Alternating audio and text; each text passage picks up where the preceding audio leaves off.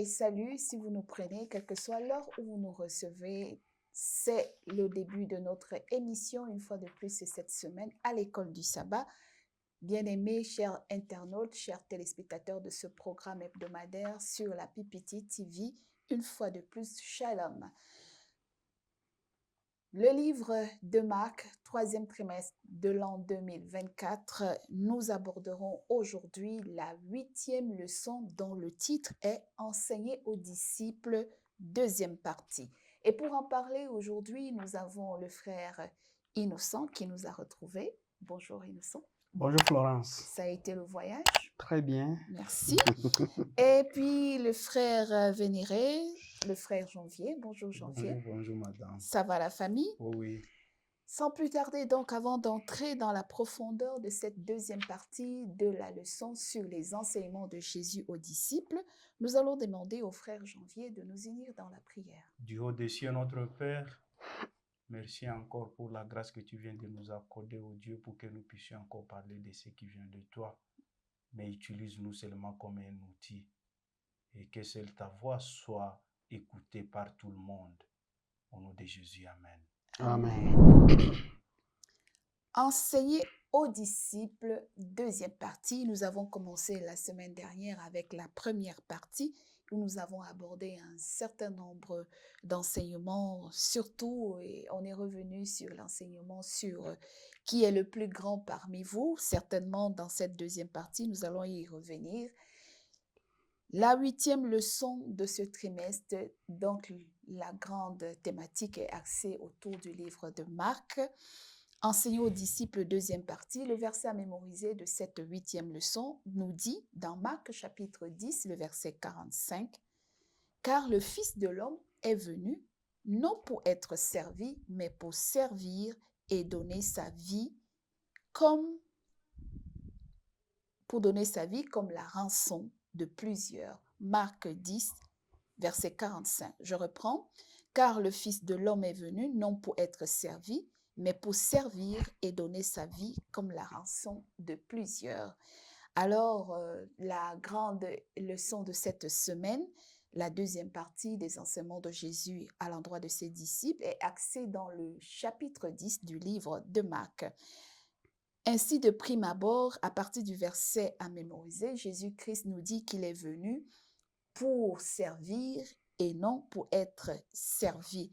Pourquoi Jésus insiste-t-il sur l'enseignement du service, de l'humilité pour les disciples, frère Innocent? Merci beaucoup. Vous savez, lorsque nous avons débuté les enseignements dans ce trimestre, nous trouvons que les disciples, bien qu'ils étaient dans le même ministère que Jésus était le maître, mais Jésus, au fur et à mesure qu'ils avançaient avec eux, il voulait qu'ils puissent relever leur niveau. Et sur ce point, on trouve, tu vois même l'intitulé de la leçon qui dit « Enseigner aux disciples ». Alors, il y avait aussi la question de l'humilité. Parce que, tel que nous allons le voir dans cette leçon, les disciples, comme le commun des mortels, pensaient que Jésus, le Messie, était venu pour substituer l'empire, le royaume des Romains qui les assujettissaient depuis longtemps. Et ils pensaient qu'il fallait commencer à se créer des postes. Et Jésus qui regardait au fond d'eux, il fallait d'abord qu'ils puissent, encore une fois, leur relever le niveau et savoir que le royaume de Dieu est différent des royaumes de ce monde dont eux avaient la perception et où ils pensaient à assimiler le royaume de Jésus comme les royaumes qui vont dans ce monde. Et là, il y avait une question de manque d'humilité et Jésus voulait relever leur niveau en matière d'humilité. Merci. Donc, et justement, dans le livre de Marc, chapitre 10, le verset 35 et 36, jusqu'au verset 37, d'ailleurs, nous avons cette discussion des deux frères, Jacques et Jean, qui vont faire une demande extraordinaire. Souvenons-nous que généralement, quand Jésus monte sur la montagne ou quand il veut se retirer pour la prière, il amène Pierre, Jacques et Jean. Oui. Et peut-être c'est cette prédisposition à Jésus à les amener tout le temps qui a peut-être donné des intentions à ces deux fils de Zébédée, Jacques et Jean, qui vont s'approcher de Jésus et lui dire, Marc 10, versets 35 à 37, « Maître, nous voudrions que tu fasses pour nous ce que nous te demanderons. » Il leur dit, « Que voulez-vous que je fasse pour vous ?» Verset 37, « Accorde-nous, lui dirent-ils, d'être assis l'un à ta droite et l'autre à ta gauche quand tu seras dans ta gloire. » Alors, frère Janvier, est-ce que la demande des fils de Zébédée était mauvaise? Bon, en fait, cette demande en soi n'était pas mauvaise parce que c'était leur perception de choses. Et connaissaient, comme le frère Innocent l'a dit, ils connaissaient que Jésus est venu, il veut d'abord nous libérer de main des Romains et pour instituer un autre gouvernement. Yes. Alors, il a fallu que ces gens-ci disent, Seigneur, nous savons que tu es venu pour détruire. Alors, veuillez nous placer l'un à gauche et l'autre à droite. En fait, c'était une perception de leur niveau de compréhension. De la mission de Jésus à ce moment, à sa voilà, première la venue. façon dont ils interprétaient la mission de Jésus, ils allaient toujours agir de cette façon-ci. Mais comprenez que ça, ce n'était pas alors la mission de Jésus. Oui. Et c'est peut-être pour cela, parce que justement, dans la première partie, Jésus a insisté pour que les disciples comprennent le sens de qui il était, Voilà. le sens de sa messianité, Exact. de sa première venue, quand il leur a demandé, et vous, qui dites-vous que je suis? Et Pierre va lui dire que tu es le Messie. Mais eux, ils avaient une autre appréhension au point où il y avait donc ce débat que s'il est venu établir un nouveau gouvernement, il faut que nous occupions les premières places. Et on va voir la réaction des autres disciples dans la suite du commentaire. On nous dit qu'ils ont été indignés. Et alors, Innocent? Oui, on trouve au 41e verset, on nous dit les 10. Parce qu'il y avait Jacques et Jean. Les 10 ayant entendu cela commencèrent à s'indigner contre Jacques et Jean. Donc là, nous comprenons que et Jacques et Jean et les 10 restants, tous, jusque-là, ne comprenaient pas la mission de Jésus. Parce que si les 10 qui étaient restés et comprenaient la conversation déjà, la demande de Jacques et Jean, arrivaient aussi à s'indigner, à être en colère contre Jean et Jacques, c'est-à-dire, eux aussi, ils pensaient que ces gens-ci, ils veulent nous dévancer, ils veulent avoir des postes le plus proches, le plus enviés à côté de Jésus que nous autres. Encore que ces deux frères. Voilà, surtout.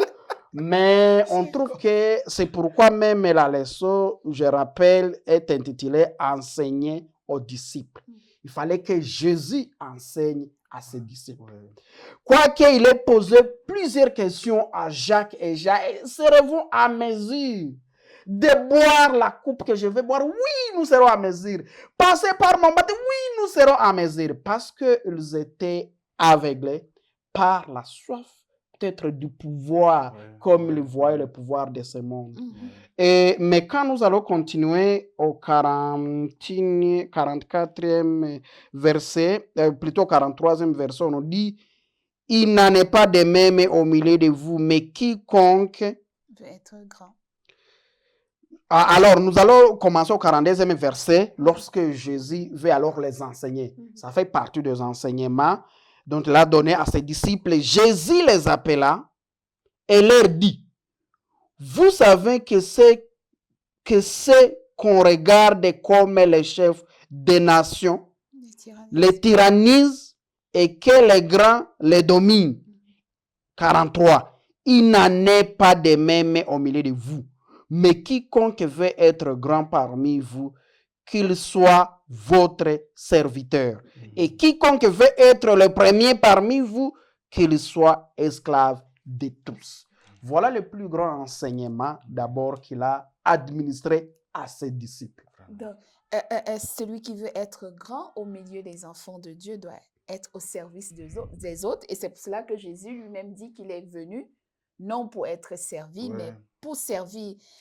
Est-ce que ce côté-là, le chrétien comprend comment il doit se mettre au service des autres, frère Janvier? Bien, exactement. Ça, c'est une question alors qu'il fallait que nous tous nous puissions nous poser. Pourquoi je suis en train de suivre Jésus? Mm. Peut-être. Qu'est-ce que c'est se mettre au service des autres? Et voilà, se mettre alors au service des autres, c'est être prêt à travailler comme son maître. Mm. Parce que Jésus lui-même, la façon dont il travaillait, il était en train d'aller vers les autres, mais pas les autres venir vers lui. Mm. Et si nous voulons aussi être, comme on l'a dit, être au service de Dieu, ça veut dire nous devons savoir que d'abord nous portons les messages de Jésus. Et si nous portons les messages de Jésus, nous devons l'amener où? Aux autres. D'accord. Être au service des autres, Jésus va insister sur un autre événement qui va se passer justement dans l'interface de ce chapitre 10, l'attitude du jeune homme riche qui vient à Jésus et qui demande à Jésus que faut-il faire pour être sauvé, pour entrer dans le royaume de Dieu. Et Jésus va lui dire, nous sommes là pratiquement dans Marc chapitre 10 à partir du verset 17. Et puis Jésus lui demande, comme Jésus se mettait en chemin, un homme accourut et se jetant à ses genoux, bon maître, lui demanda-t-il, que dois-je faire pour hériter la vie éternelle? Jésus lui dit au verset 18, pourquoi m'appelles-tu bon? Il n'y a de bon que Dieu seul. Tu connais les commandements, tu ne commettras point d'adultère, tu ne tueras point. Et puis le jeune homme va dire à Jésus, j'ai fait toutes ces choses depuis ma tendre enfance. Et que me reste-t-il? Jésus lui dit, c'est bien. Et d'ailleurs, Marc va insister que Jésus va aimer le jeune homme riche. Et au verset 21, Jésus l'ayant regardé, l'aima et lui dit, il te manque une chose, vends tout ce que tu as, donne-le aux pauvres et tu auras un trésor dans le ciel, puis viens et suis-moi. Et c'est là où la chose s'est rompue entre Jésus et ce jeune homme qu'il avait aimé, parce qu'on nous dit dans la suite que, affligé et attristé par cette parole, le jeune homme s'en a tout malheureux. Il s'en alla tout malheureux et Jésus va poser un autre problème d'enseignement à ses disciples. Se mettre au service des autres. Voilà un jeune homme riche qui dit Bon, merci beaucoup. Vous voyez que cet enseignement, lorsque Jésus il parle à ses disciples, à ces jeunes hommes riches, on voit après la conversation, alors je vais noter une chose, on voit quand même le jeune homme riche qui dit avec sincérité que j'ai gardé les commandements comme il se doit. Bon, au vu des hommes, effectivement. Il a tout gardé. Oui. Et Jésus ne le contredit pas, attention. Mais on trouve, lorsqu'on arrive sur les avoirs, on nous dit que le Messie, il est rentré triste.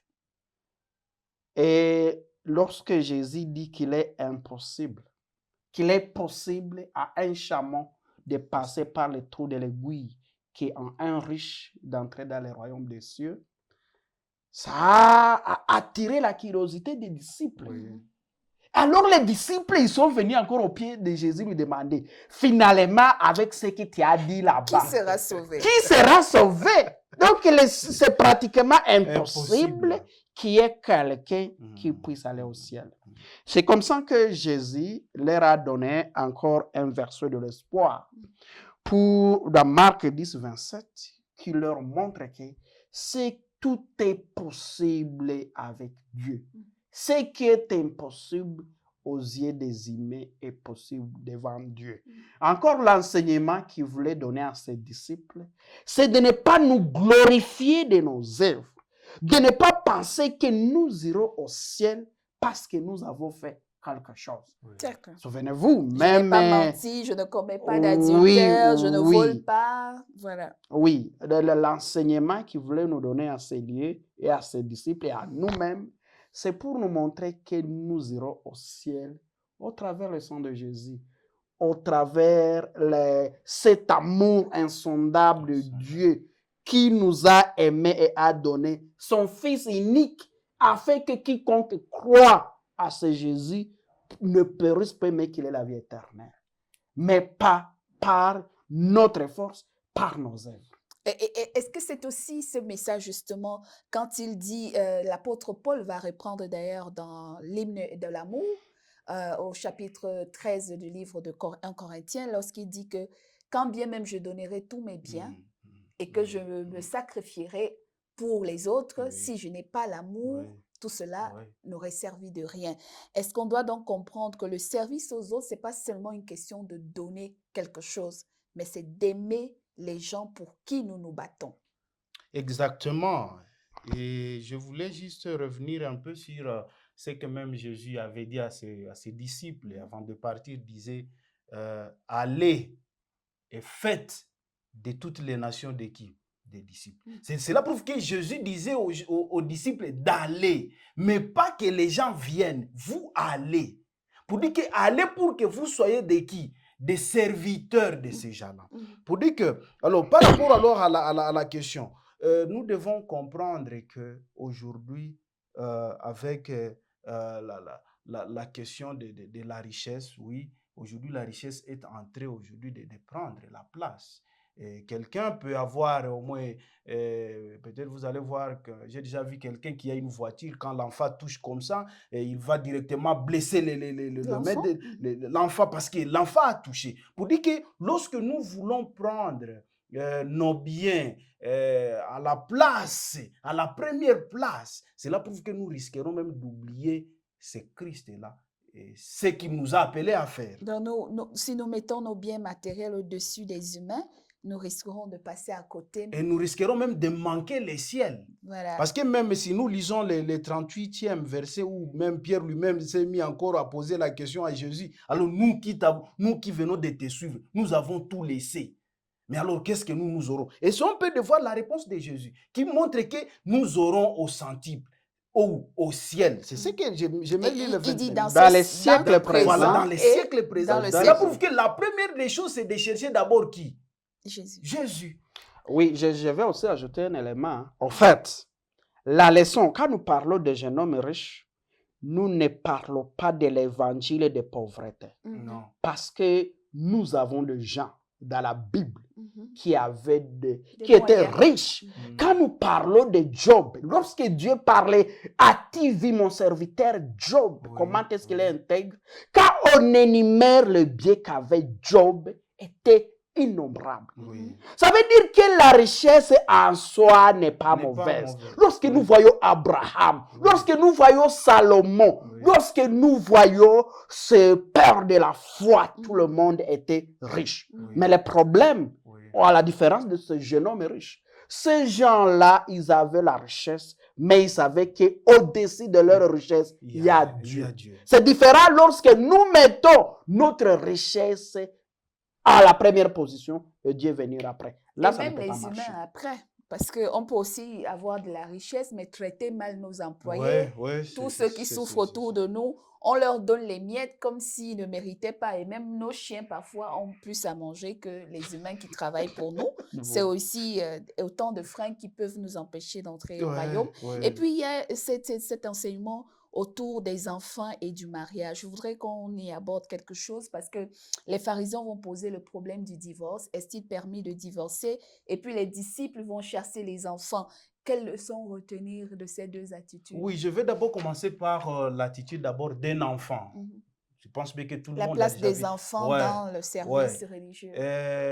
Les enfants en soi sont d'abord prêts lorsqu'on leur dit d'aller. Et ne discute pas d'abord, ça c'est la première des choses. La deuxième chose, c'est lorsqu'un enfant vient juste de causer du mal à l'autre. Mais cet enfant-là, ce n'est pas dit que cet enfant ne va pas encore jouer avec cet autre-là qu'on a causé. Mais cet enfant encore va revenir sur celui qui lui a causé du tort. Et même le parent qui punit, il revient exactement. Encore. Et quand même, nous, parents, nous cherchons même à fouetter l'enfant. On fouette l'enfant.